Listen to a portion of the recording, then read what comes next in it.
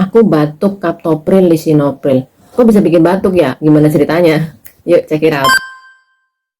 Oke Kak, jadi untuk captopril lisinopril itu termasuk dalam golongan obat ACE inhibitor, yaitu termasuk dalam salah satu terapi pada hipertensi ya. Kok bisa bikin batuk? Nah, jadi gini teman-teman. Ada sebuah protein namanya angiotensin, dia berperan dalam mekanisme proses meningkatnya tekanan darah dalam tubuh nih. Nah, angiotensin ini ada dua macam, ada angiotensin 1 dan angiotensin 2. Nah, pada mekanisme proses meningkatnya tekanan darah, angiotensin 1 ini berubah menjadi angiotensin 2. Nah, perubahannya mereka ini dipicu oleh enzim namanya angiotensin converting enzyme.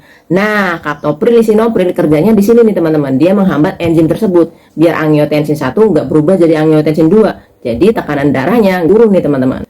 Nah, sayangnya proses tersebut terjadi di paru-paru nih. Makanya obatnya juga menghambat saat di paru-paru, teman-teman. Dan obat tersebut juga bisa menginaktivasi mediator radang yang ada di paru-paru, namanya bradikinin nih.